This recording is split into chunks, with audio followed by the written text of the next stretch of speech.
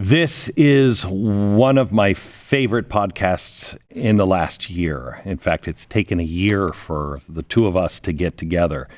This is a guy that you're going to meet has a foot in the future, both feet in the future, a clear view of the complicated world that awaits us, a world that is much, much nearer than you might realize. The things of science fiction are coming quickly. You will not recognize your life by 2030. He has a couple of theories as a futurist that are pretty shocking on how fast change will come. Things are going to be automated. You're going to be able to change your body through automation, through implants, but also through CRISPR. We'll be able to cure disease, and it's already here. Industries, communication, everything will change. The very fabric of morality is going to be challenged, which is why today's guest is so important. He has devoted himself to the difficult questions posed by such a transformation. What are the dangers of this technology? What are the dangers of augmentation? What are the dangers of AI, AGI, and ASI? What about the meddling with your own thoughts? Could you get somebody to vote for somebody without them knowing it? Could you get them to buy a product? How bad will it get? The thing I like about him is he also talks about solutions. His stance on cryptocurrency, the idea that paper currency is going to become a thing of the past soon. He studied at the Aeronautical and Astronautical Engineering department at Purdue University. This is the same school that produced Neil Armstrong and several other astronauts. He's wicked, wicked smart. He's worked in Tokyo on the leading edge of technology. He has seen the innermost parts of Silicon Valley. He is the editor of The Bleeding Edge and chief technology analyst for Bonner and Partners. You are going to love Jeff Brown.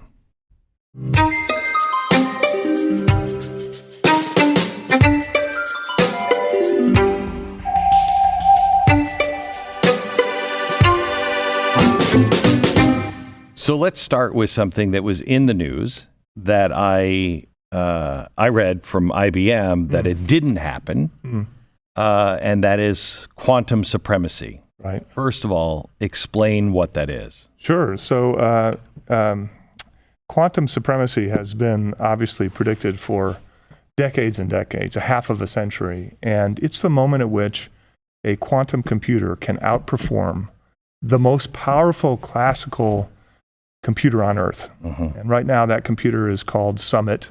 It was actually partially built by IBM, and it's one of the Department of Energy's national laboratories, and it's capable of something called 200 petaflops per second, which is just imagine football field-sized data centers full of racks and racks of very powerful computers and servers, and the job is simply just to compute the most complex problems known to man. That's what that was designed for. And one football field size. Okay. So you connect all of these systems together, and they're one large, massive supercomputer. Right. And the U.S. has the most powerful supercomputer on Earth. That's the Summit. For perspective, the quantum computer that was developed by Google is the size of a refrigerator. Wow. And there's a couple racks of equipment that kind of help orchestrate everything, but it's not a big computing system. It's the size of a refrigerator. And that single computer was able to outperform Summit, the most powerful supercomputer on Earth. And the way they tested it is they developed a very complex problem to solve. And the quantum computer at Google solved it in 200 seconds. 200 seconds. And Google calculated that it would take the Summit computer about 10,000 years to solve the same problem. How do they know they got it right? I mean, The measure is to be able to crunch that massive amount Right. of data and come to a conclusion. So how does that change? How does that change things?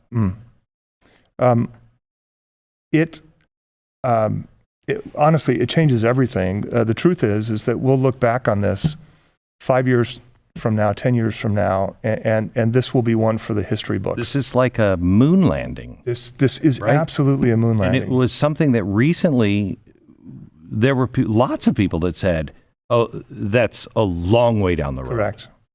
As recently as last year, experts were saying we are a long way away from quantum supremacy. 10 years Right. plus. Absolutely. And we just hit it, and it kind of went by and nobody noticed. And this is the thing that I really wanted to have you on, because we had a conversation about a year ago. Right. We were just happened to be in a hotel at the same time at a conference, and you and I pulled a room off to the side just to talk for a little while. And what my frustration is, that life is going to change so much in the next 10 years. And it's either going to be great or it's going to be horrific. And I don't know which, but I'm excited to find out. But nobody's talking about it. Nobody, when I talk to people and say, no, you don't understand, 2030 is a different world. They can't process that. So I really want to talk to you about, what does the world look like 5 years from now, 10 years from now, 20 years from now? And what are the things we should be talking about? You gave a great lecture on 5G, and I'd love for you to explain 5G. Sure. Because this is the key to almost everything. Anything that Tesla is doing with their car, it has to have 5G, but it comes with all kinds of problems with it. So explain just 5G. There's so much to discuss. Yeah, I know. So, and we should definitely come back to the significance of quantum computing.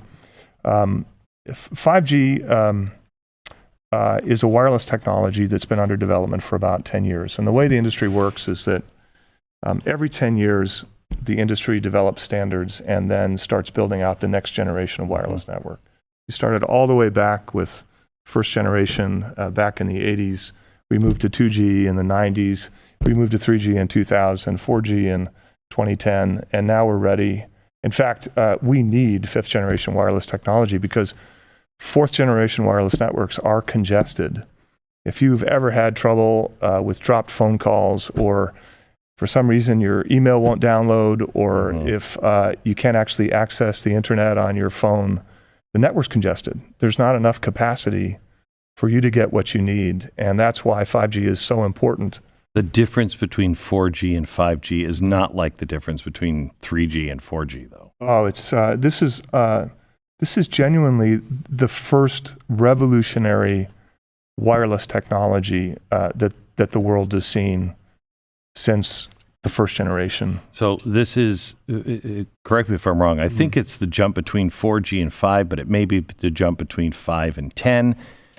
Somebody described it as, if 4G is a garden hose, right, 5G is the channel. Right.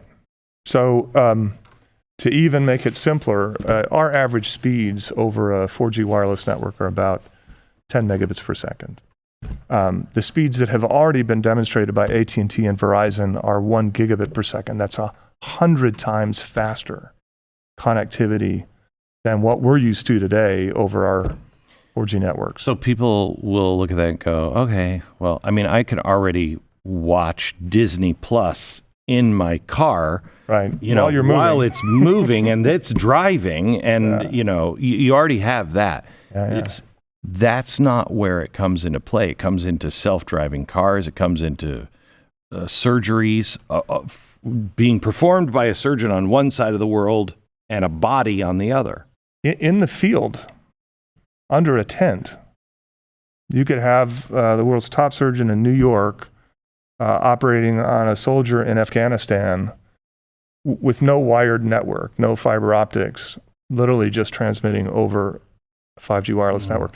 And the reason that's possible is not just kind of the pipe. It's something called latency or delay. Average latency in the US is about 120 milliseconds. That may not sound like much, but If you're bleeding to death. yes, and there's a robotic arm that's inside your body. You want very low latency. Right. And so, Ooh, don't cut that. Right. delay. No, it's only 1 millisecond. 5G is only 1 millisecond delay. It's like having a completely real-time connection.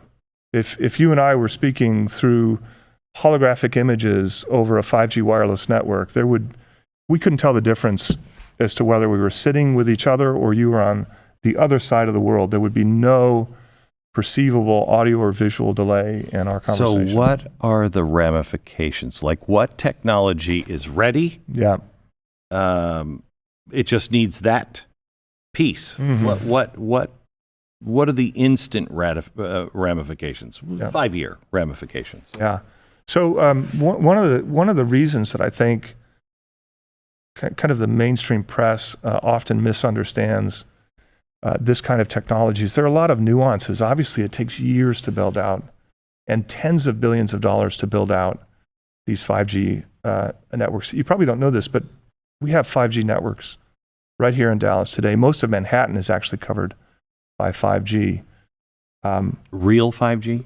Real 5G operating at 1 gigabit per second. The only challenge is it's kind of like a hotspot design. Think about lily pads in a pond. The entire pond isn't covered yet. Right, and because this needs towers everywhere. Everywhere. In fact, It's almost like, excuse me, you'll know this reference, I hope I get it right, but it's almost like the difference between Tesla and Edison on power, where DC needed these little power generators everywhere. Everywhere, yeah. And it wasn't considered plausible to be able to do. Why is this plausible to do when it's these little transmitters, I guess they would be called? Right. Everywhere. Right.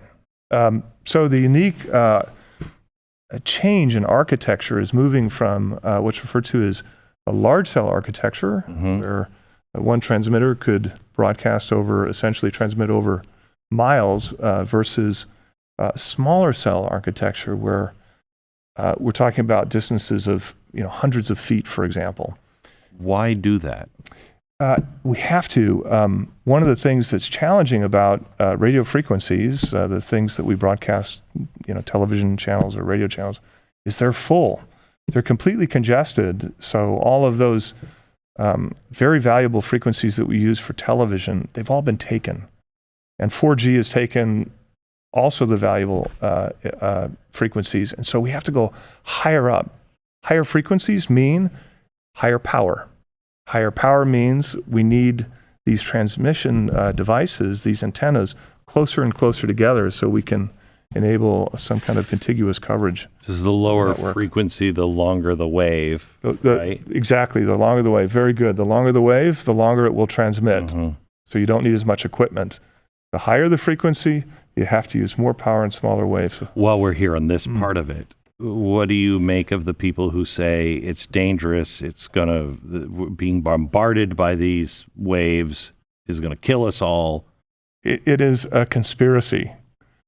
And it's actually a conspiracy that has been fueled by some of the United States competitors. Right? I've been saying this. People don't believe me. No, it is absolutely. so clearly. Absolutely. And that's very factual. I've read the research that's been done on rats, putting a very high-powered transmitter right next to a rat, right inside of a cage. There is absolutely no evidence that these wireless networks, whether they be 1, 2, 3, 4G, have had any negative health impact. 5. So 5 is higher power, but we don't sleep with a 5G transmitter next to our head.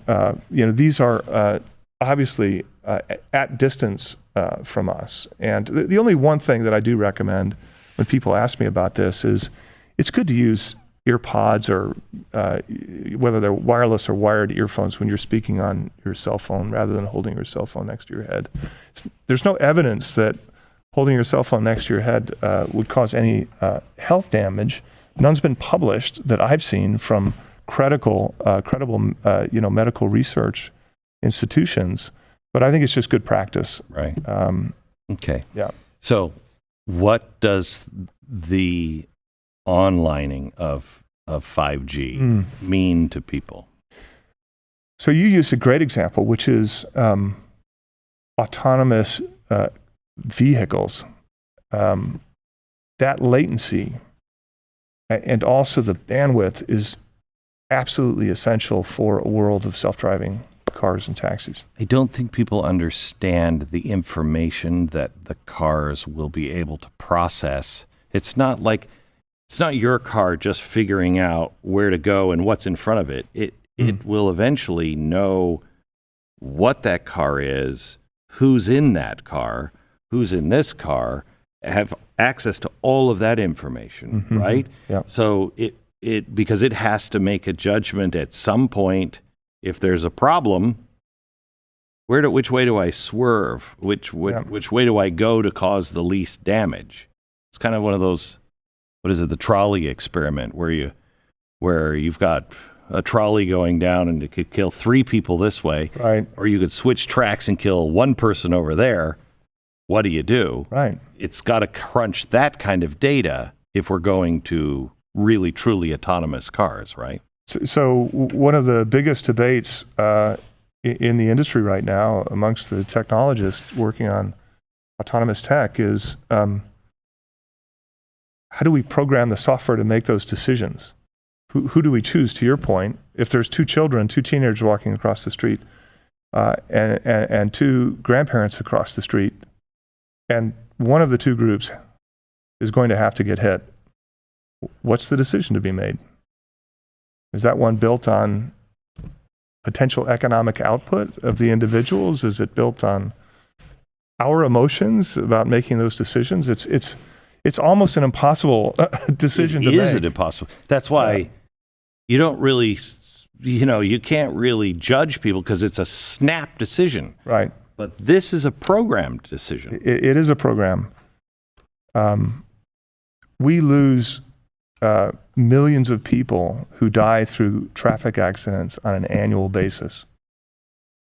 Autonomous driving technology, 94% of those deaths are caused by human error. Right. So we can eliminate 94% of those worldwide deaths. The lives it will save will be. It's extraordinary. So while this is an incredibly complex ethical dilemma that we have to solve, and I have a theory about that, is that we may actually leave that to the AI to decide, because it's such a polarizing issue. And after all, one of the extraordinary things about artificial intelligence is you can feed it an incredible amount of information, and it will make a very accurate decision, but it can't tell you how it got there. It can consider 1,000 different variables and recognize patterns that humans just can't possibly understand and come to the correct conclusion.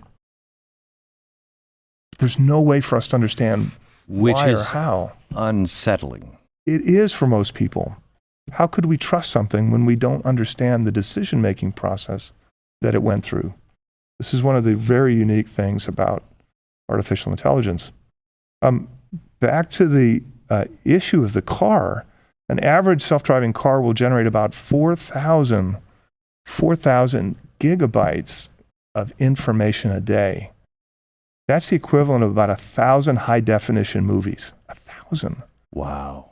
And the reason that data is so important, and this is why Tesla is such an extraordinary company, Tesla has driven about 2 billion miles on autopilot to date. 2 billion.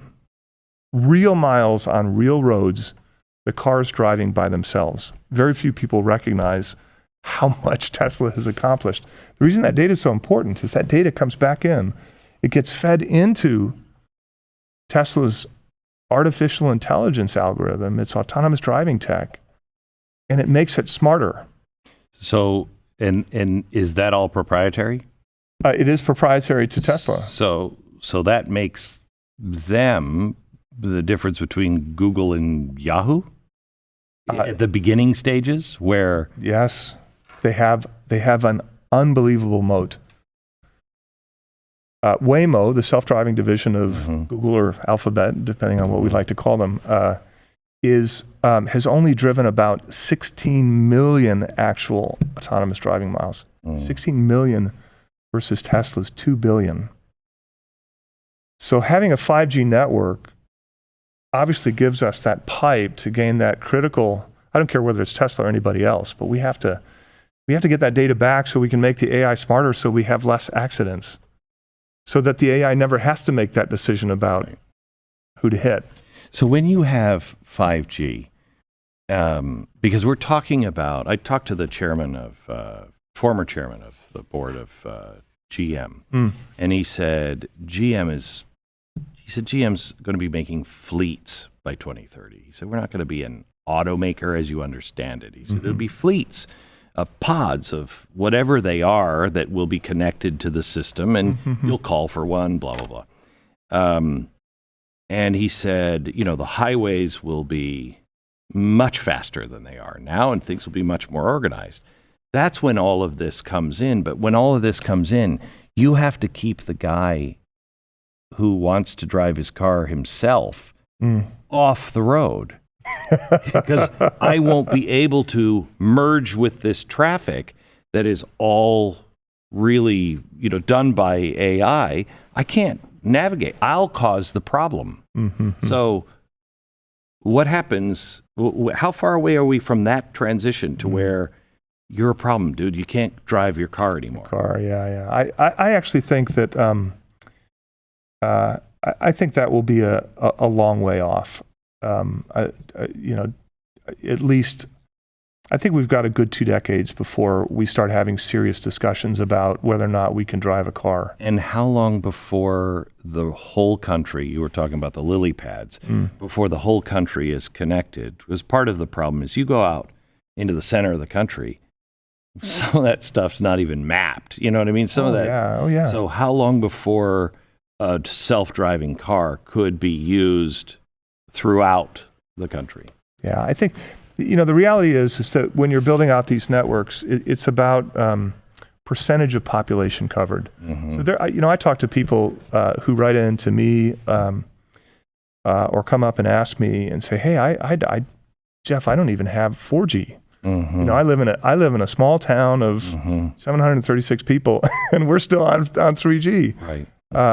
So the 4G network coverage, believe it or not, is still being built out in some rural areas, not just in the U.S. but around the world.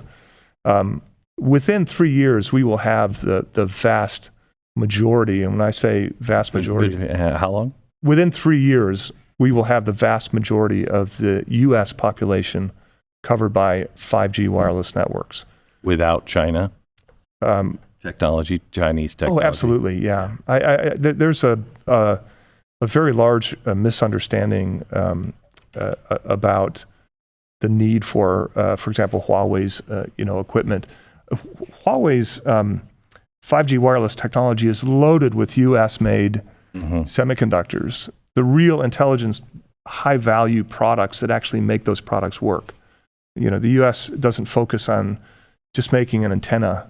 So who's giving us the bullcrap story then that we are so far behind, Huawei is way ahead, and we need this technology? Europe needs this technology. It is. It's absolutely not true. There's 3 major vendors around the world that produce the physical equipment for 5G networks. That's Huawei, that's Nokia, Finnish company, and Ericsson, Swedish company. Those are the big 3. What I'm really talking about is the physical equipment, those transmitters, the antennas, a lot of the IT equipment that helps the 5G networks operate, But supplemented with that, there's U.S. products inside all of those pieces of equipment. Again, all those critical semiconductors. And on top of that, companies like Cisco and Juniper Networks provide, Infinera, another favorite of mine, provide the internet routing equipment that enables these 5G networks to operate. The moment that a signal hits a transmitter in a tower, that tower is connected to a fiber optic network. Mm-hmm. Take that signal off, you bring it onto a fiber optic network, you route it around the world wherever it needs to go, comes back up on a tower, and then connects to the other side of the line. So the U.S. is leading on 5G wireless technology in many regards. Wow. Not the impression you would get. No, exactly. So how concerned are you, is this really even a concern, that with 5G, the Internet of Things comes alive, right? Mm-hmm. I can be in a store and somehow or another ask my refrigerator, what I have, what I need. I can ask what aisle ketchup is in the supermarket, because I'd have access to all of that data because of 5G can get to me quickly, right? Mm-hmm. With all of the data in all of our homes, everything in it, gathering information, how concerned are you with the idea that China could take that information and use that information, or anybody can take that information, our own government, to monitor and to manipulate? It has already. That's the bad news.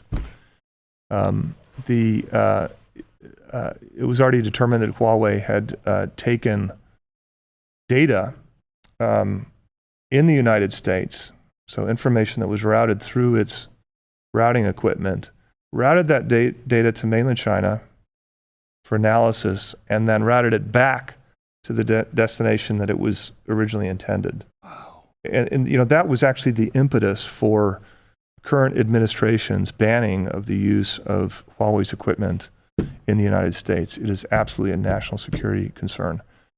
They've also done it on televisions as well. And that is frightening, because that's in our homes. I, as a technologist, am very careful about the brands that I buy. A very simple example, if we think about, Facebook just released a TV module, and the TV module has audio on it and a camera that it's going to use to, listen to our conversations, right, and identify the members of our family and collect information, analyze what we talk about every day, and feed that into its massive engine. Here's the problem, because I think for the West, Huxley was right. Orwell was right for the East.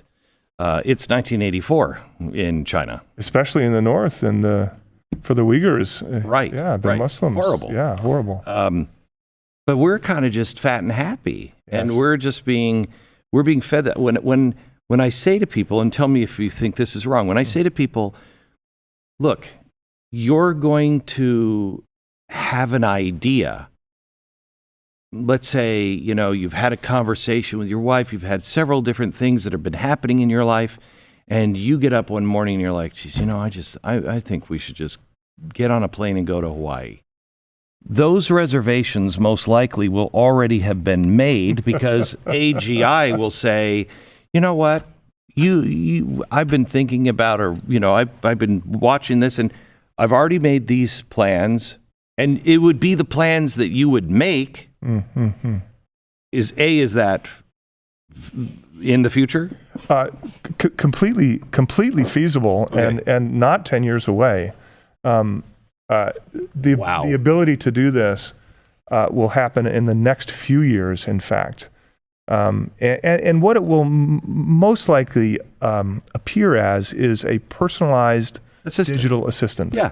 Right. That knows your preferences. Knows you better than you know. You know yourself. Correct. Exactly. So when that happens, what's great about this is everything that the wealthy had. Somebody who is their personal assistant, knows, and thinking, and like, I've got you covered on this. you can now have, most likely for free or for very low cost, in the future. So it's fantastic, but it's also, it knows you. Where is the beginning and end of free will? Is that my choice, or have I been kind of manipulated into that choice? Of course. You're never going to get people to say, oh, I'm not going to use that. You'll get people to say, that sounds bad, but they'll still use it. The convenience factor is too high, precisely. Yeah. This is where the credibility of the service provider is so important. Who is a good custodian of our data and information? And when the best place to look, the easiest place to look and understand that is, what's the business model? How do they make money? I'll give you an example. Apple historically has been a great custodian of our information. Why? Because they don't sell our data for advertising revenues. Facebook and Google will want you to think that they're magnanimous, that they are here for the greater good of mankind. Facebook's mission, and I'll paraphrase this, is to empower people to connect and bring the world closer together. Google's mission, I love this, Google's mission is to organize the world's information and make it universally accessible and usable. It's fantastic. Sounds wonderful, doesn't it? It's totally great. I want more of that. I do. But more than 99% of their revenues come from data surveillance, collecting our most private information, packaging and selling it to anyone who's willing to pay for it. That's terrifying. It is. And yet, I still use Google. I don't have Google Home. I don't. Nest freaks me out. Honestly, I would never touch a Nest. I would never touch a Nest. Thank you for saying this. People think, No. I have good friends who are like, Glenn. I'm like, listen, I'm telling you, unless you want all of your conversations, well, we don't have anything. We're not like you. We're not celebrities, whatever. And I'm like, A, I ain't a celebrity.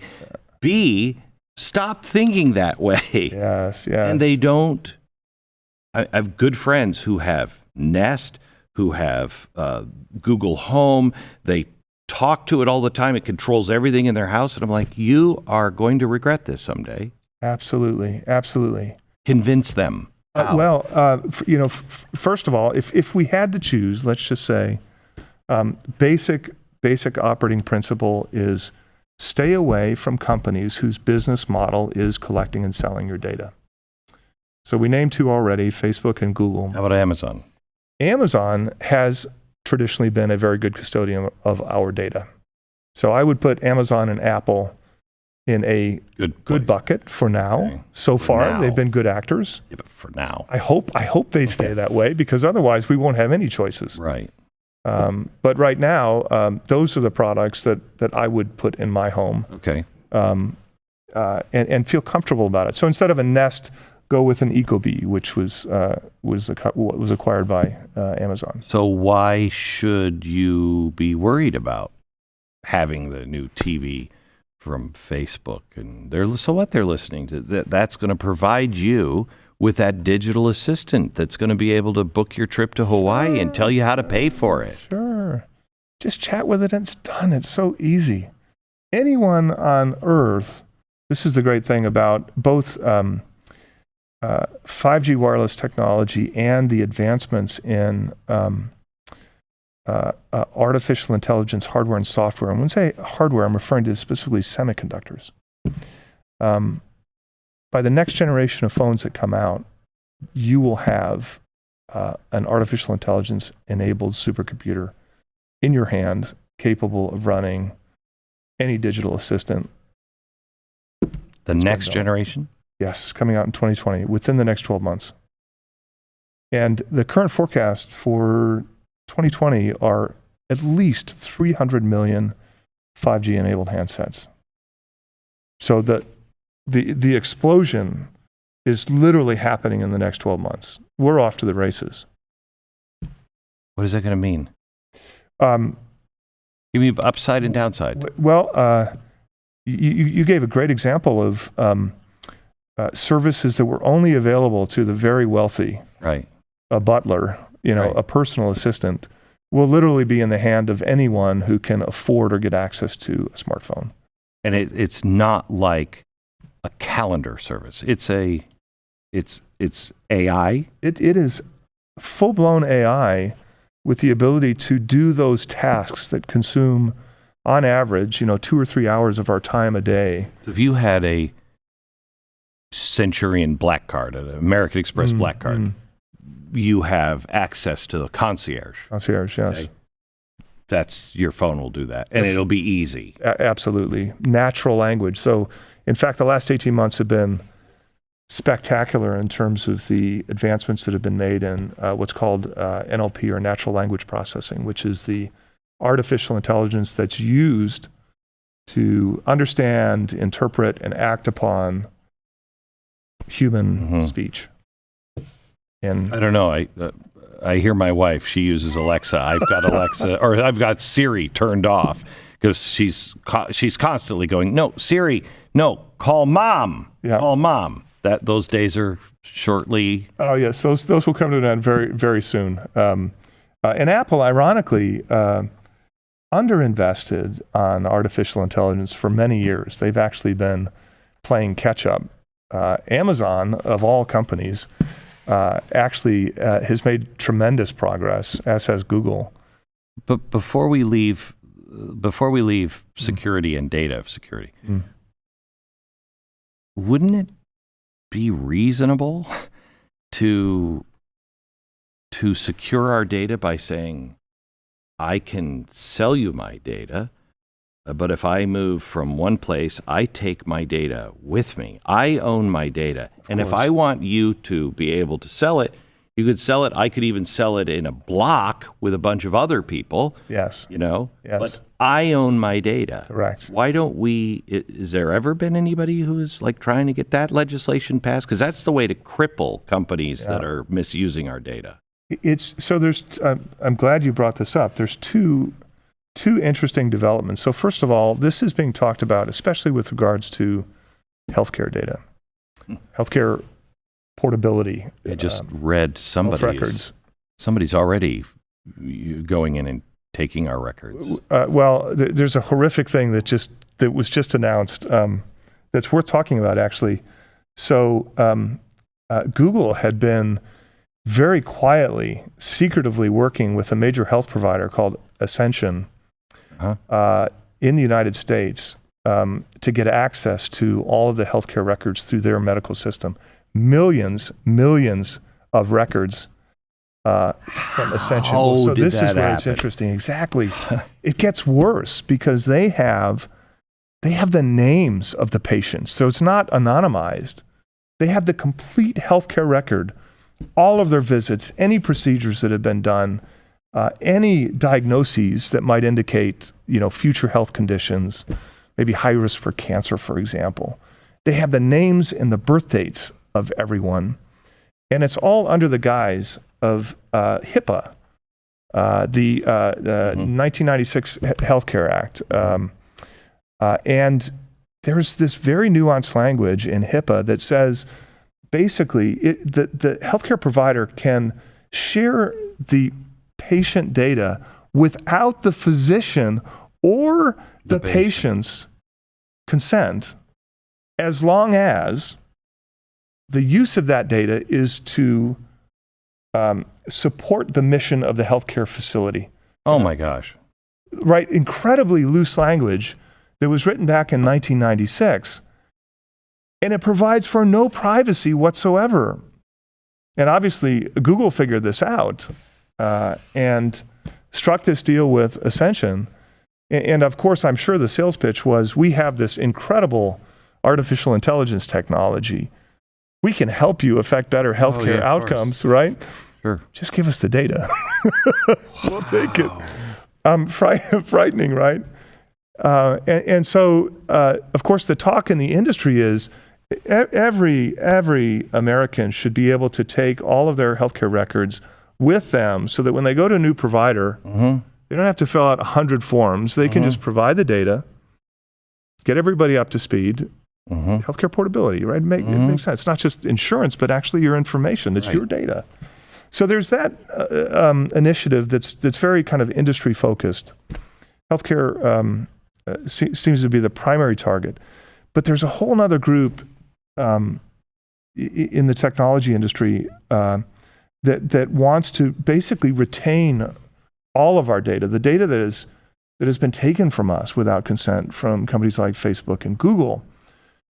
Allow us to have our data back, and then give us the right, the choice to opt in or not. Correct. And so you mentioned Google before. There's actually a company out there called Brave. They have an internet browser, a search engine. And they have a neat function that allows you to opt in and determine which information you would like to share. And you can actually get paid for opting into the network. The way they make those payments is through a digital currency, a form of cryptocurrency. And if you opt in, you get paid every month small amounts for your participation in the network. This is reasonable. It's very reasonable. And I think, in fact, it's the future. It's going to take time to unseat Google from their current business model. But I do believe this will be cracked. I think we'll be given the choice to, whether or not we'd like to opt in our LinkedIn profile or our Facebook profile or our searching. 10 years ago, I said to Ray Kurzweil, Ray, I know you don't believe by 2030 there will be death, and he believes in the singularity of man and machine coming together. And I talked to him about, well, what about free will? What about being manipulated subtly, especially if they're in your head? And what makes you believe that if I could make you into a monkey by turning off your access to AI, and you're not able to understand everything that's going around, who should have that power to be able to do that? And he said, well, we would do that. And I said, okay, well, what would make you think that if I'm trying to come up with a competitor to Google, and Google knows I'm doing it because their AI is saying, look what this guy is doing, I'll never beat them because they're monitoring me and they're taking my ideas for free. And what makes you think that they won't shut him off? And his response was, well, we just won't. And I said, Ray, I know the slogan used to be, don't be evil, but people generally go bad when they have that much power. The power that we're talking about is staggering. It is staggering. And we're not even scratching the surface. I mean, let's go back to quantum computing. Okay. How far are we away from quantum computing really making all encryption, rendering it meaningless, meaningless, right? Yeah. For many years, a couple decades, when people refer to kind of military-grade encryption, it's called 256-bit encryption. That's kind of like the standard for security and encryption technology. All sorts of nuances around that, not very relevant. The quantum computer that Google built is a 53 qubit quantum computer. It actually was 54, but one of the bits didn't work. So we had 53 functioning qubits. At a very high level, the moment that we build, by the way, a 53-bit quantum computer can crack 256-bit encryption, just to be very clear. How fast? It'll take some time, let's say a matter of hours, maybe more than a day, but it's not a long period of time. Let's just say loosely less than 48 hours. This is our starter set. Yeah. These are the training wheels. So imagine the moment, and by the way, we are not far away. this is what, to your point, I'm incredibly amazed people haven't written about this. It's not a big leap to get, once you have a functional quantum computer, Correct. it's not a big leap to get from 53 to 256. Right. The moment you have 256, you can crack that encryption software in milliseconds. It's over. And so what I can tell you right now, the industry, especially the cybersecurity industry, is scrambling right now because we have a massive problem on our hands and we haven't figured out how to solve it yet. And we have to do something. We literally need to have different methods of encryption and security to protect our most vital information. All of our banking, Both our security on military, absolutely. missile launch, everything. Corporations, governments, Everything. intelligence organizations, you and I, the whole bit. All right. Do you believe the singularity is real? Well, it's a very frightening thought. The thought that we get to. So what happens after artificial general intelligence? Which So let's start here because yeah, go define AI, AGI, and ASI. right. So right now what we have is narrow AI. We can take AI and apply it to a very specific task like autonomous driving, and it can train on just that thing, and it could be brilliant at it. Be better than any human at course. that one thing. 2 billion miles driven, Tesla cars have driven themselves, Mm-hmm. sometimes with humans sleeping in the seat. Mm-hmm. Documented. Mm-hmm. So, we've been there for the last several years. AGI, I believe, will come within 9 years. My prediction is 2028, which is a rock's throw from where we are today. And artificial general intelligence is something that, we can't tell at all whether there's a human or an AI on the other end of the line. If there were a black wall between you and I and we were having this conversation, I would have no idea if I was speaking to you or... Except if I understand it right. AI, narrow AI, is one task and it can be much better than you. Yes. Okay? But once you start to ask it questions about something other than chess or building this car or whatever it is, it has nothing. Nothing. So artificial general intelligence is just like humans, that it's good at multiple things. Yes. But is it better than humans in all those things like AI is in that one narrow shaft? Is that general intelligence General bigger? intelligence is unrecognizable from a human level of intelligence and has essentially the world of information at its fingertips. So it is smarter than us, or at least just the smartest person in the world. You can think of it as the smartest person in the room. Super intelligence, artificial super intelligence. Well, that's my question. Is where the AI is smarter than the single best human in every aspect of life. I've heard that, heard it described as you're having a birthday party in your kitchen and the cake has been cut and everybody's been eating it and you're over here talking and there's a fly on the plate attracted to the sugar in the cake that's eating. That fly has no idea what the cake is, sugar is, the plate, the kitchen, the people, no idea. In that case, we are the fly and a SI, artificial superintelligence, the people. Would you say that's accurate? That's an interesting description. But not accurate? It's not inaccurate at all. It's such a, I like to think about it as something that is better than any expert in their field on the face of the earth. Right.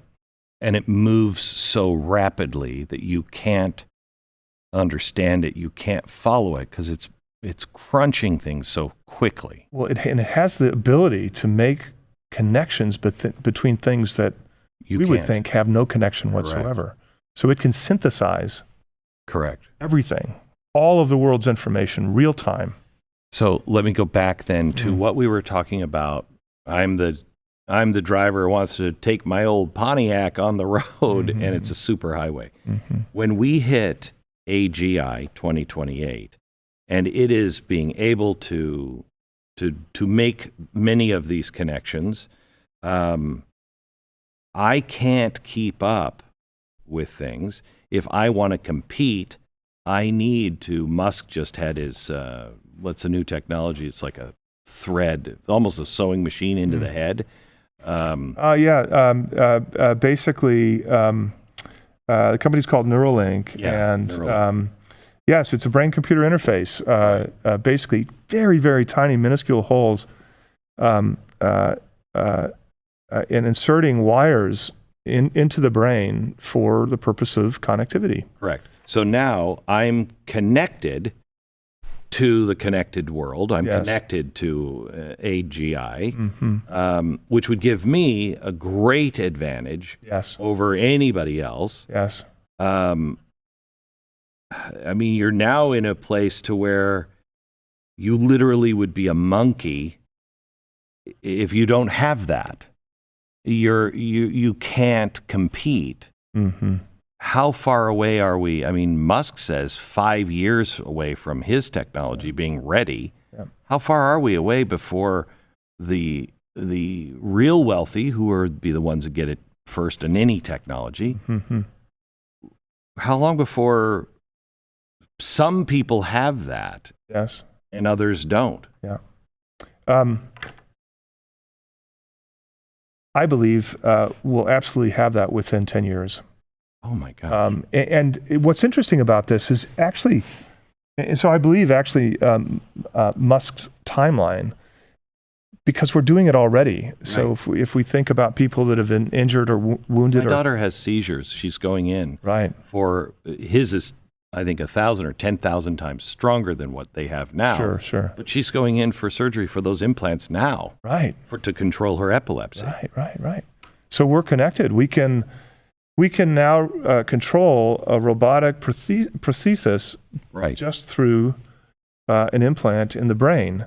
And that's not the same as being connected to a supercomputer or to the cloud, but it's not that big of a leap to think that as our own abilities, this essentially exponential growth in artificial intelligence technology, our ability to design these systems to enable this brain-computer interface, it's not a leap to realize that this is a matter of years, not decades. So I said to Ray, as we talked about this as well, this 10 years ago, what about the people who want to be Amish? Leave me alone. Leave me alone. I like me the way I am. I don't want that connectivity. Yeah. You're the guy in the car that can't go. You'd almost have to be like the Amish with the horses, and you're living over here. Yeah. You know what I mean? Because you're a dummy. Yeah. So what happens? What should we be? Is anybody talking about some of the philosophical problems that we're going to be facing within 10 years? There is, to be fair, there is a lot of very thoughtful discourse and discussion about how we're going to deal with this at a societal level. There's not much being done about it, which is a complaint that I have. Nobody's even talking to the average person in America. They're going to be blindsided. They're not going to see this stuff coming. I'll give you a good example of a good actor and proactive, positive action taken by Amazon. Not surprisingly, I think, actually. So Amazon has undergone an effort to train tens of thousands of its employees on machine learning, a form of artificial intelligence, over the course of the next several years. Most people don't know this, but Amazon is one of the most prolific artificial intelligence companies on earth. They use it pervasively throughout their entire business, everything from their logistics business to, I don't know, have you ever been in one of their Go stores? It's extraordinary. You walk into the front of the door. You open your Amazon application. You scan it through the gate. You walk in, take a bag, take things off the shelf, whatever you want, and you just walk out the store. You do nothing. Unbelievable. You do nothing. Because the entire store is wired with computer vision. It knows exactly which products you take. It already knows who you are because it's recognized your face. And when you walk out, your account is charged instantly. Completely frictionless. There are no cashiers in the store. So they use it for the retail environment. They use it across their cloud computing systems. They use it in their recommendation engines for their e-commerce business. And they recognize that if they don't retrain their workforce, nothing. They can't continue the growth trajectory that they're on. Right, and you come to a point to where that sounds great. I want to live in that world. Yeah. But what happened? How are these other people making a living? What are they doing? All these jobs have been replaced. That's wonderful, and it's one reason why Yang has been interesting to me. I disagree with his conclusions, but when he's talking about UBI, it doesn't work. In my opinion, it doesn't work. Correct. It won't work. Correct. However, at least he's having the conversation of, we're going to have, the Mark Zuckerbergs on crack cocaine, steroids, Nazi kind of experiments to keep the body going. That person that is really in control of a lot and the money, and I don't see how that's going to change. And then you're going to have all the people who have just lost their jobs and didn't even see it coming. How do you make this world work? Which is jobs. Yeah. Does that make sense? It does. It completely does. The way I look at it is, we're going to have two buckets of people. One bucket will be those that are willing to retrain, to willing to literally find a new purpose, a new career. There will be jobs. There will be tons of jobs. There will be economic expansion like we've never seen before. Sure. But we have to be flexible in terms of what we're doing. If we still want to dig coal, we're in trouble. That's the second bucket, which is the bucket that says, I've done this for 20 years, and that's all I'm going to do until I retire. And this is going to be where the societal challenge is. Because we have jobs that we need to fill. For example, right now, there are more than 1 million job openings unfilled in artificial intelligence and machine learning, data science. Unfilled. There literally aren't people to take those jobs. And we have people that could potentially fill those jobs if they underwent training. So what I love about what Amazon is doing, they're being proactive about addressing this issue. Boy, and they're getting heat like they're an evil company. Yeah, they're much... Google and Facebook are... No, Amazon is not evil. It's creating extraordinary wealth. Not only for itself, but for its investors and for its employees, and it's still growing at that size, $1 trillion company. They're not in the end. They're not a website, and they're not a sales company. They are a predictive shipping company, are they not?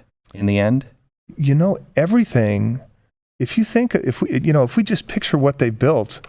They built the best smart home speaker on the market. Everybody thought they were just an e-commerce company. They just released a fabulous product, a pair of glasses, not too dissimilar than the ones that you wear, normal kind of form factor. But guess what's inside? Semiconductor technology and voice recognition technology that allows you to communicate through your smartphone with Alexa. It is a Trojan horse for carrying Alexa with you all day long. Where you go? That story didn't work out well. They haven't figured it out yet. No, but the Trojan horse story doesn't work out well for... Well, I think in the case of Amazon, it could be incredibly useful.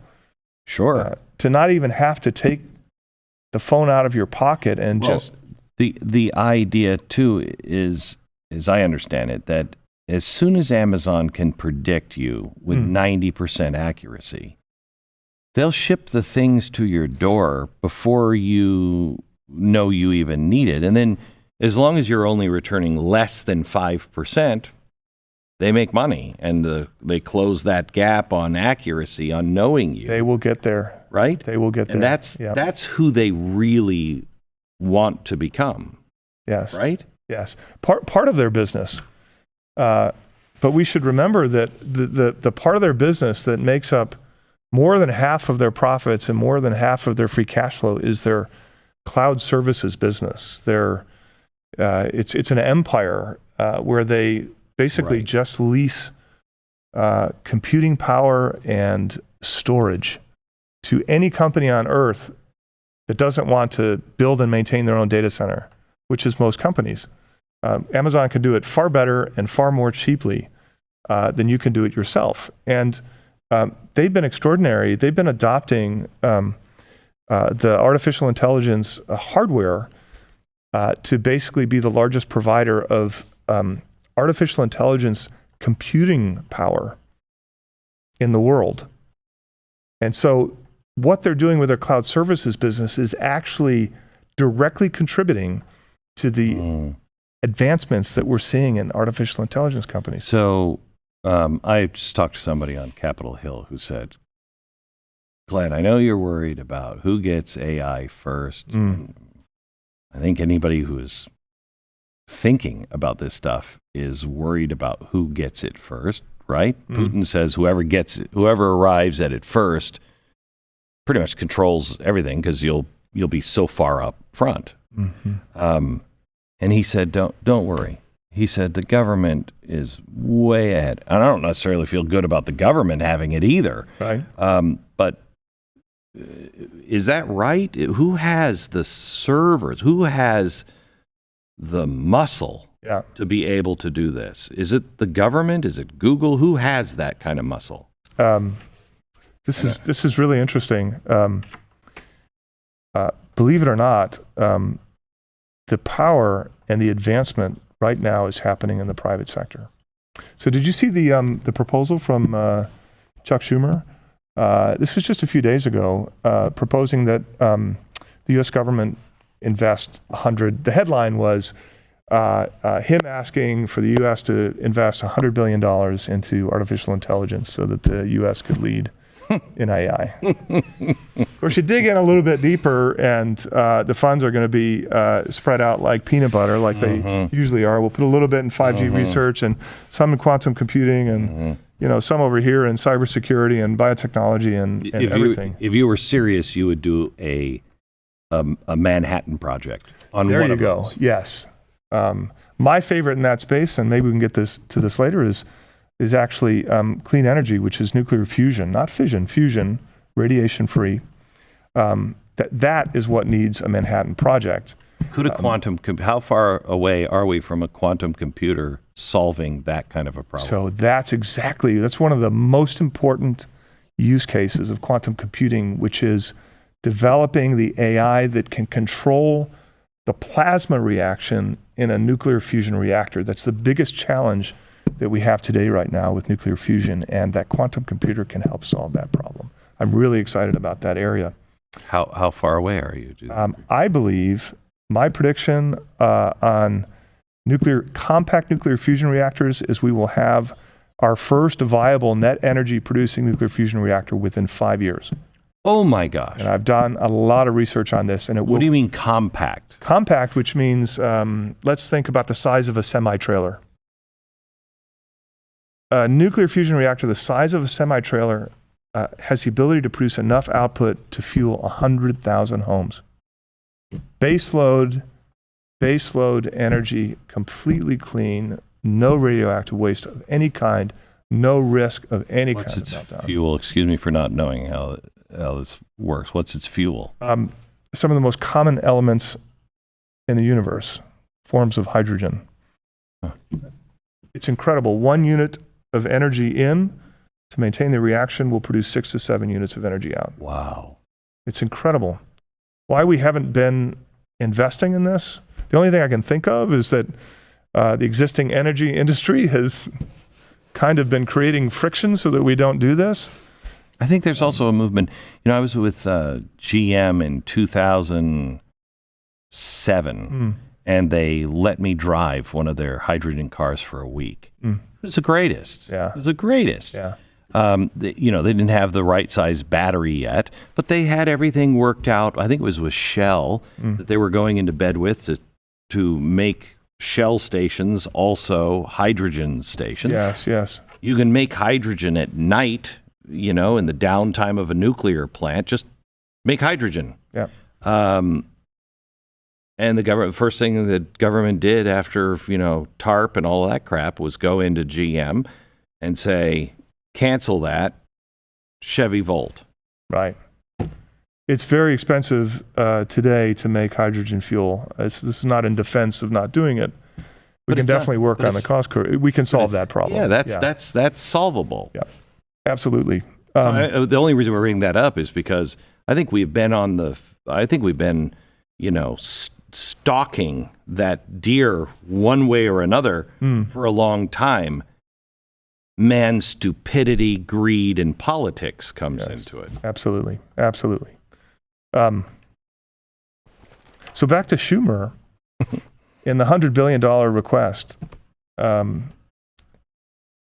Take a guess at how much, this is just in the United States alone, between 2016 and 2018, how much the private sector invested in artificial intelligence companies. No idea. Wild guess. It's got to dwarf what the government said. So just keep in mind, this is just artificial intelligence. The venture capital community, private investors funded U.S. artificial intelligence companies to the tune of $105 billion between 2016 and 2018.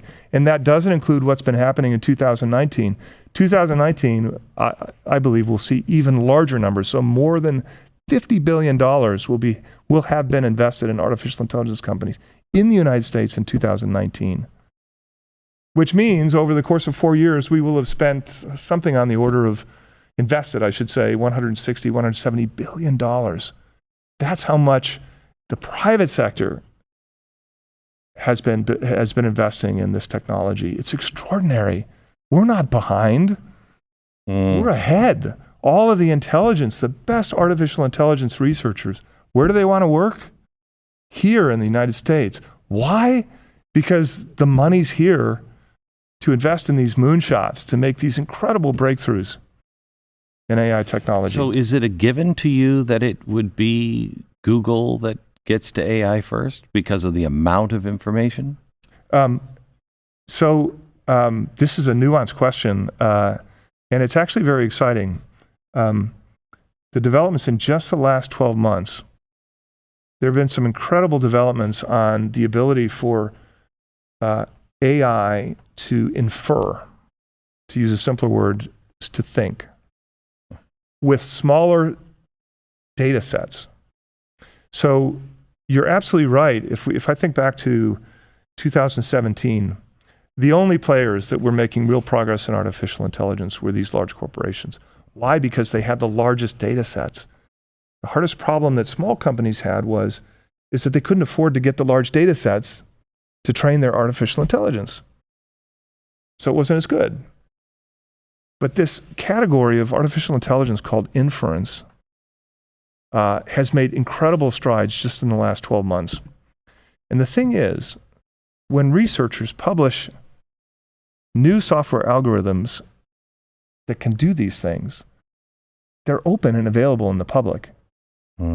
Everybody can see them. Every motivated and dedicated entrepreneur, every small company has access to the most bleeding edge technology the moment it's been published. The cat's out of the bag.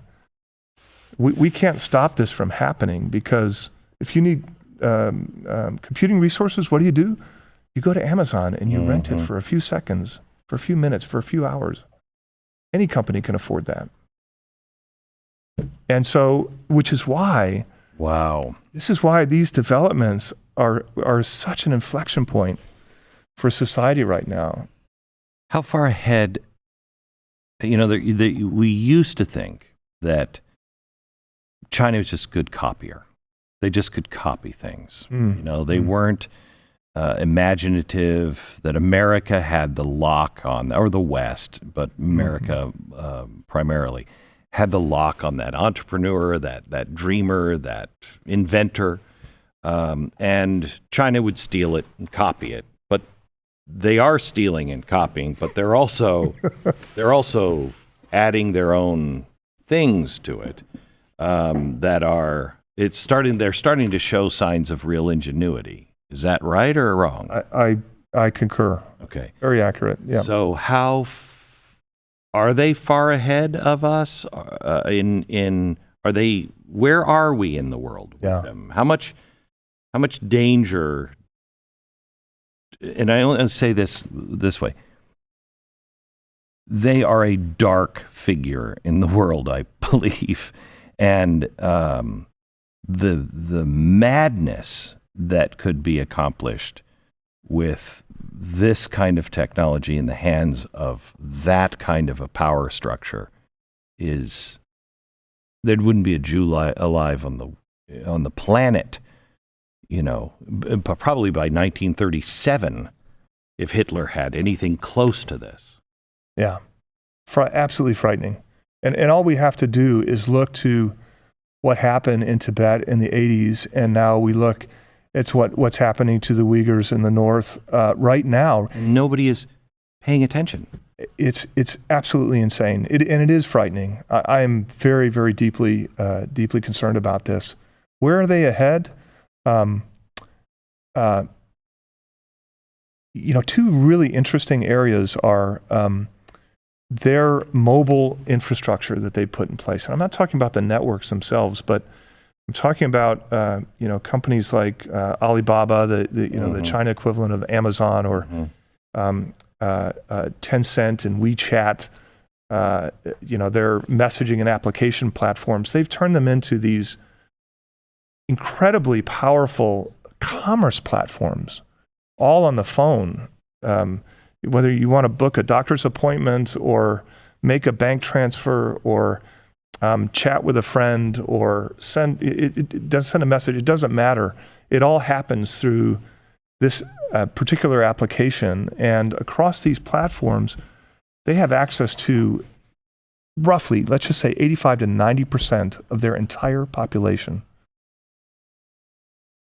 And let's remember, these companies are very tightly linked to the centralized communist Chinese government.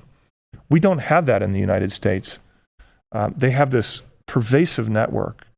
And what's really interesting and very topical right now is they're in the process of launching their own digital currency. We can think of this as a digital version of the renminbi. So the ability to eventually completely eliminate their own fiat currency and go completely digital, a digital reserve currency. And it won't be long before they start to transition their international trade relationships to that platform as well.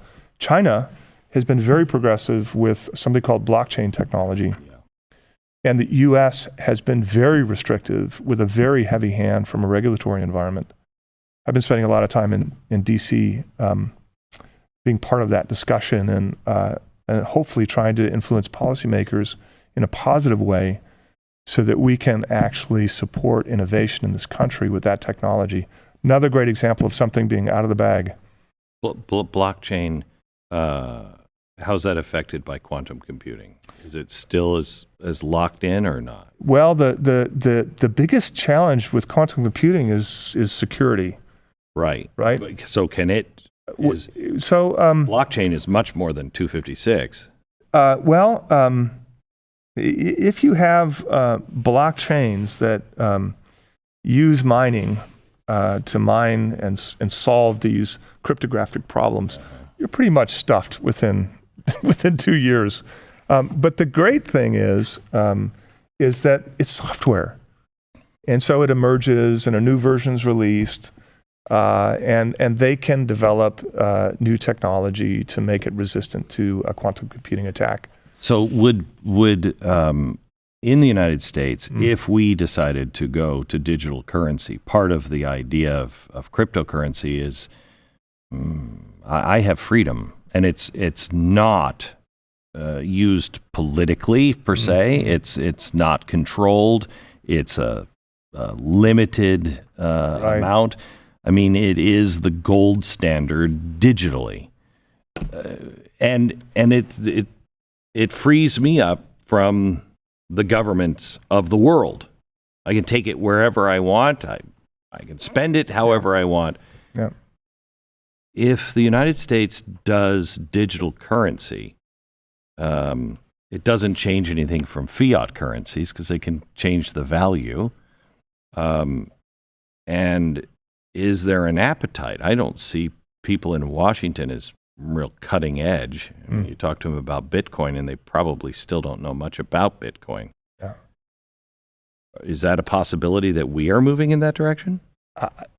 I believe it's inevitable that we do.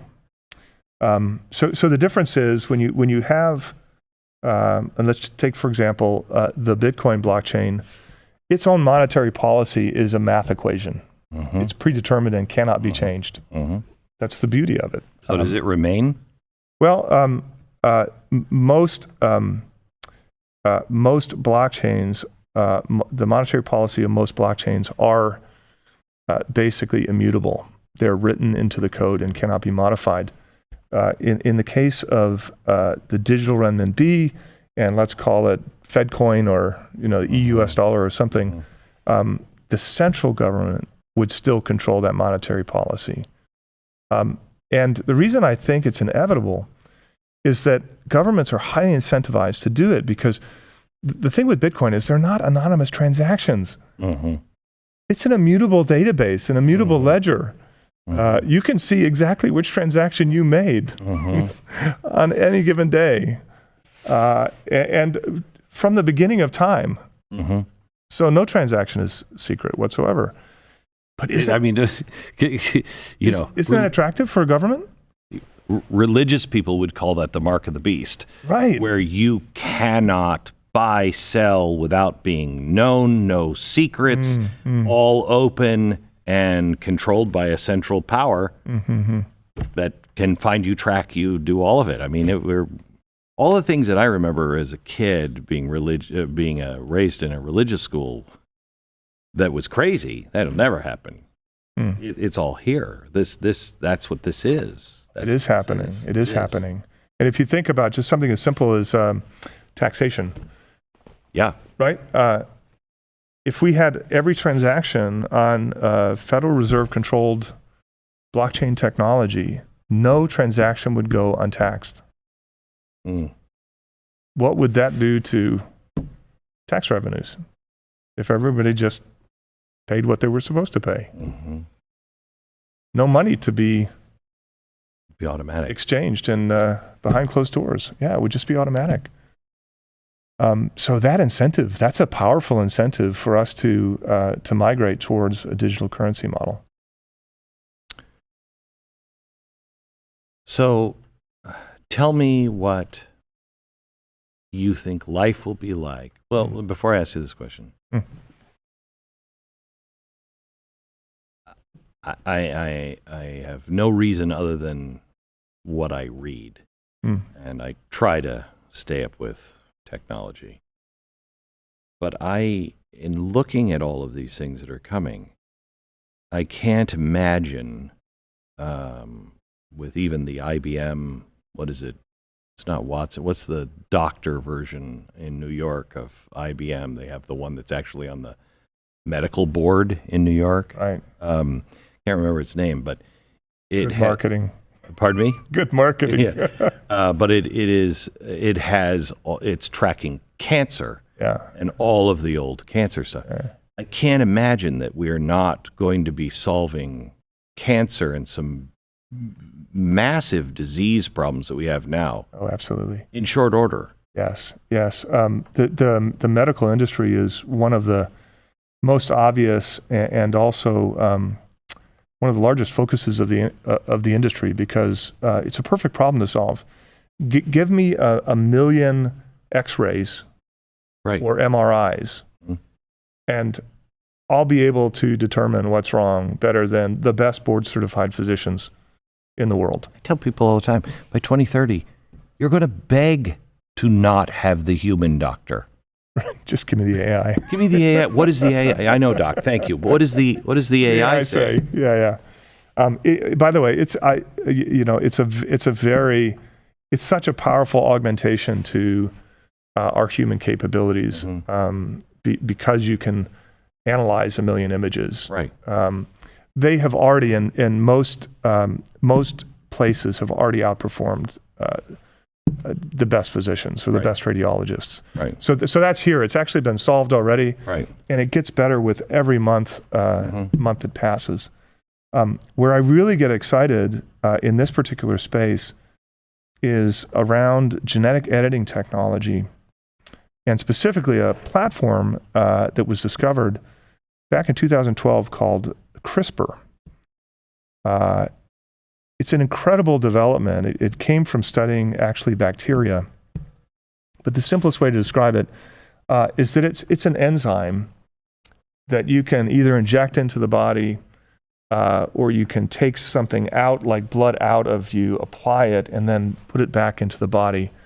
But it can precisely identify a particular area of our genome that has a mutation that is causing some kind of bad condition, and it can either cut it out or replace the mutation with the way our DNA should have been without the mutation.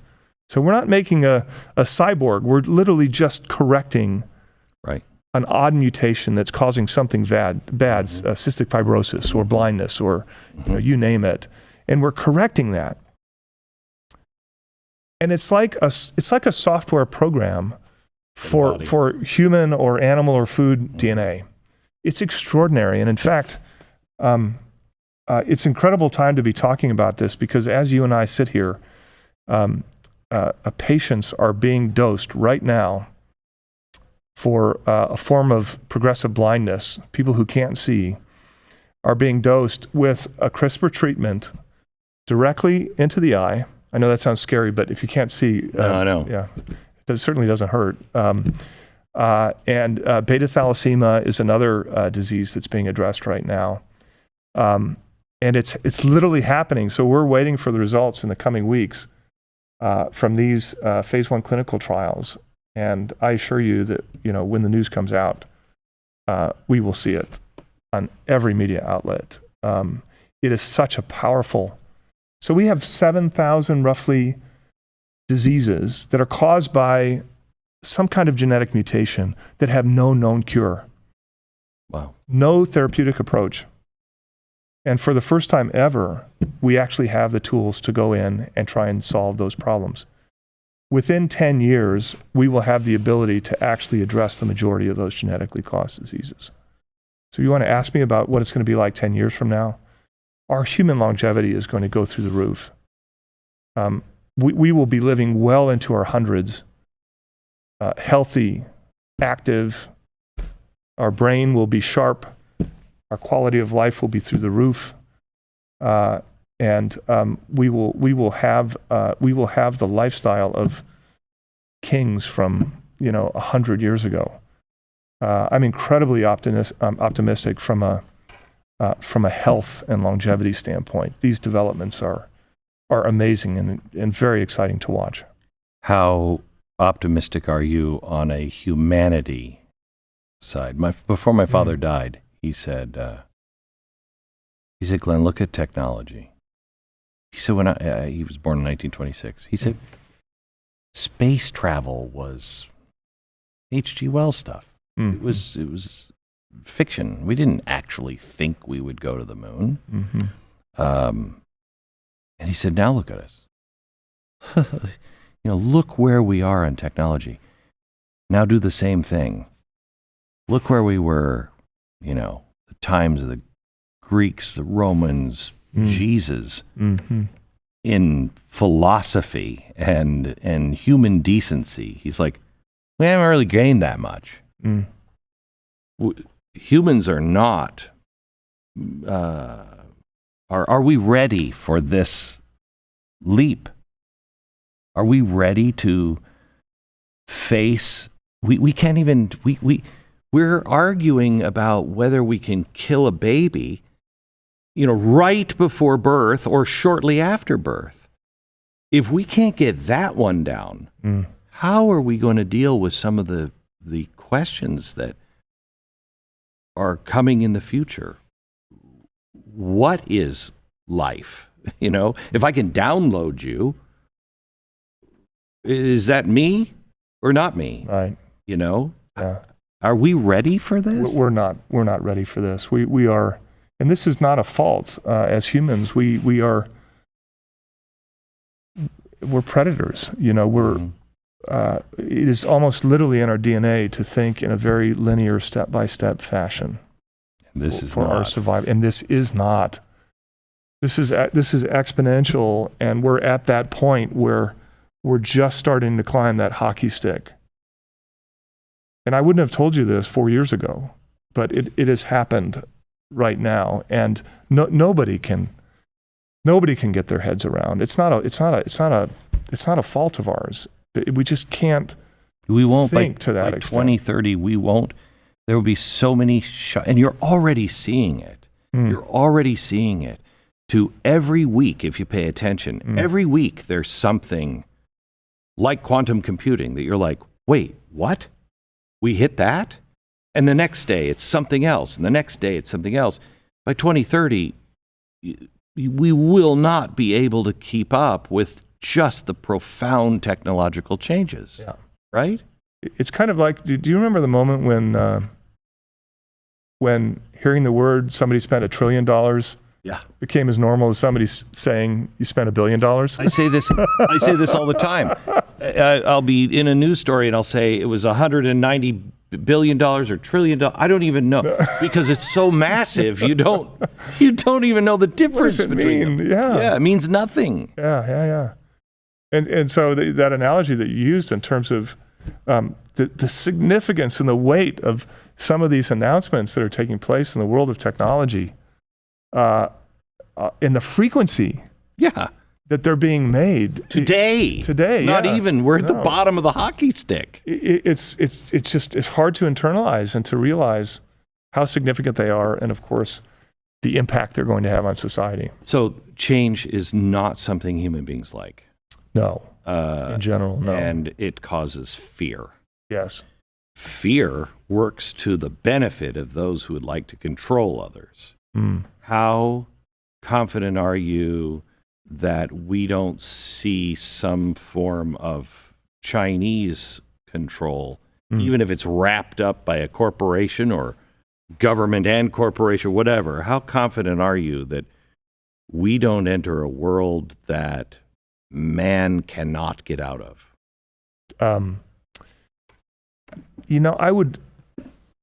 I would argue today that the U.S. has done a pretty good job. And let's just use a couple examples. In China, the latest policy is when you go get your new driver's license, you have to undergo a facial recognition scan. So your entire face has to be scanned with high D resolution. And now you are in the database. And any camera in the entire country can track where you are at any given time because they can recognize who you are. In the UK, you know this, I mean, it's the most plastered country on earth in terms of surveillance cameras. Talking about 1984, frightening. But the US hasn't done that, and that gives me encouragement that we can maintain a much healthier balance in terms of video surveillance and our own freedoms that we enjoy here today. I mean, it's truly people like you and I and everyone else that fights for this. We have to maintain resolute on ensuring that we don't move in the wrong direction. We have no choice. I'm not saying it's easy. I'm not saying that it's not going to all end very badly, but look how much we've given up already. I know. I mean, I was in the airport and I saw Clear. Yeah, People don't understand the power of the retina. the retina, yeah. You know what I mean? Yeah. You're giving that to people. What I wanted to stand at the Clear thing and go, don't do it. Don't do it. Don't do it. What are you doing? People don't understand that when the retina is able to be tracked, Yeah. everything changes. Yeah. Scary, especially if Clear doesn't maintain complete privacy and security of Correct. that information. Very, very frightening. One of the other big things I think we absolutely do have to worry about, though, is bioterrorism, related to the topic of genetic editing, because I'll give you a simple example. There are companies out there that sell CRISPR genetic editing kits for a few $100s, and anyone Doesn't sound like a good idea. exactly, precisely, anybody can order them online. You don't have to be certified or have a license or be a physician or a geneticist or anybody. You can just sign So up. if I want to be a hairstylist or a manicurist, I have to have a license. Right. But if I want to alter the genetic code, Yes. I'm good. Go at it. Wow. Right. And so, back to the previous comments of the kind of the cat's out of the bag.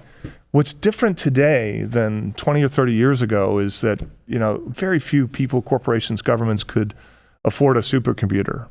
Now today, everybody's got one in their hand. And as you said earlier, everyone has access to the latest Correct. download. Yes. Everybody has access to that. Yeah. So if you are, The latest open source, artificial intelligence, cutting edge technology, just download it. It's free for all. if a friend of mine is Penn Jillette, who's a deep, deep, deep thinker. And he has great hope because he said, you can't stuff man into chains. He said there's just too much information, too much access, too many people to be able to clamp down like that, for at least for very long. Yeah. You believe that? I certainly hope he's right. Me too. The thing that does concern me, though, is that these, it's kind of like how inflation happens, how the value of the dollar is stolen, that kind of hidden tax that we experience as we suddenly just press the button and print more and more U.S. dollars. And then all of a sudden, hockey stick and you're Right. done. Right, exactly. We slowly give away some of our freedoms and our privacy and our information, in most cases unknowingly, not at the fault of the consumer. But we slowly give this away, and the value that we receive from all these conveniences, and you can imagine how people will feel when they have their own artificial intelligence assistant with them 24 hours a day. But they come so slowly and kind of so easily and progressively, and our life gets better. Everything's great. Brave new world. And then suddenly we wake up one day and say, oh my gosh, what have we done? How far have we gone? And how can we recover from this stage? So, a rabbi taught me the true story, the oral tradition of the Tower of Babel story. And now that we're here, I learned that 15 years ago. Now that we're here, I think about it almost every day. Tower of Babel story is, the politician says, hey, let's make bricks and we'll build a tower to the sky. Well, he's not talking to the people, because who is motivated in mass of like, hey, everybody, let's make bricks? No, you start with, hey, we're going to build this great tower and you got to make some bricks. Right. He's talking to the elites. Let's make people into bricks. We'll mold them all the same instead of stones, because we can do anything with that. We just have to make people into bricks. Okay. Then we're going to build a tower to the sky. What they were trying to do was to, outdo God, et cetera, et cetera. The kindly God, there's a couple of gods, personalities of God, if you speak Hebrew. So the kind, gentle, loving, not angry God shows up. Mm-hmm. And he says, if they can do this, they can do anything.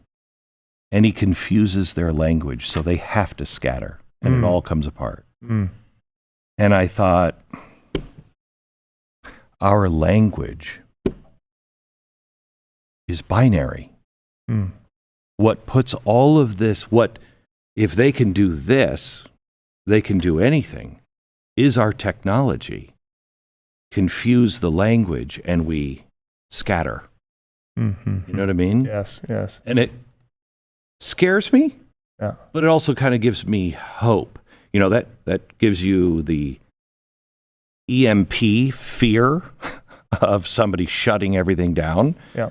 but also maybe the benevolence of if things really did get crazy, that there's some benevolence that would confuse the language to set the world free again. I don't think man's story ends. I hope not. No, Slavery or even ends here. no, I am hopeful.